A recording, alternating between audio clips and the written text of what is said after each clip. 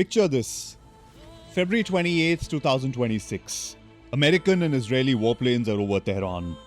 Iran's supreme leader Ali Khamenei is dead. And within hours, Iran does something the world had feared for decades. It shuts the Strait of Hormuz. One narrow waterway, 20% of the world's oil, gone overnight. In the weeks that followed, crude oil went from $70 a barrel to a peak of nearly $120. Shipping firms suspended operations, mines were laid in the strait, 17 merchant ships were damaged, 12 seafarers killed or missing. And in India, petrol prices rose for the first time in 4 years. The rupee slid, Goldman Sachs cut India's GDP forecast, the Prime Minister went on national television asking Indians to save fuel, skip holidays and postpone buying gold. This wasn't a foreign policy story. This was your grocery bill, your fuel bill, your portfolio, all hostage to a 33-kilometer stretch of water between Iran and Oman. Then came April 8th, a ceasefire. For exactly 2 days, the world exhaled. And then Iran started charging fee to ships trying to cross its waters. Trump went on Truth Social. Iran is doing a very poor job of allowing oil through the strait. That is not the agreement we have, is what he wrote. By May, American strikes resumed. The ceasefire was dead. But here's something most people missed. And it matters a lot for India specifically. In late March, Iran quietly told the world that India, China and Russia would be given special package through the strait. It's a small but a telling sign of where India stood in this conflict. Neither at war nor ignored.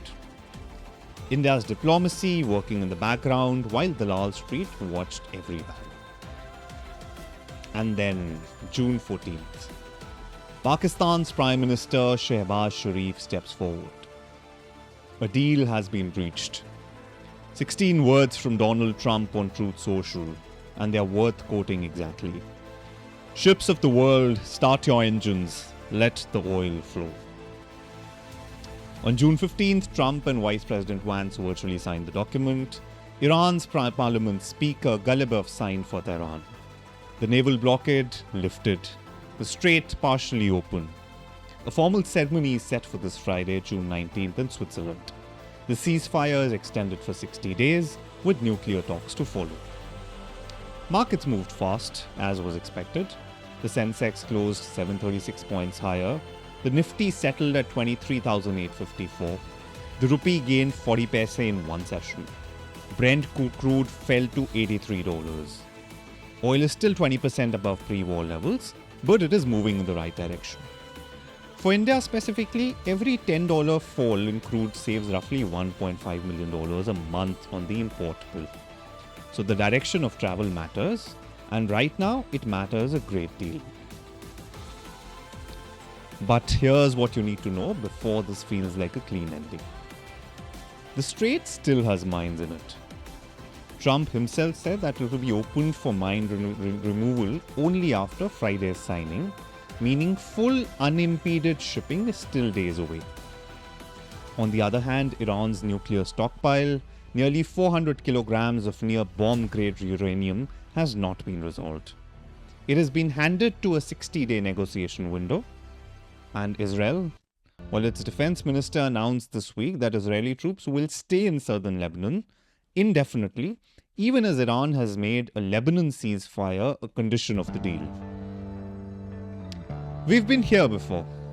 April 8th looked like a deal. It wasn't. This time there are signatures which weren't there last time. There's a date, there's a ceremony. But the strait is only partially open. And the hardest questions have only been postponed, not fully answered. What this means for India is real and it's immediate. Lower crude, a stronger rupee, and the end of a national austerity appeal that no government wants to make twice. The relief is genuine. Whether it is permanent or not depends on what happens in Geneva on Friday, in the 60-day nuclear talks that follow, and in a strait that is still today being cleared of Iranian mines. The war cost the world 3.5 months and billions of dollars. The deal costs both sides their pride. Now, whether it holds will be the biggest geopolitical story of the second half of 2026. Watch the space, every barrel, every basis point, every session on Wall Street. Thanks. See you.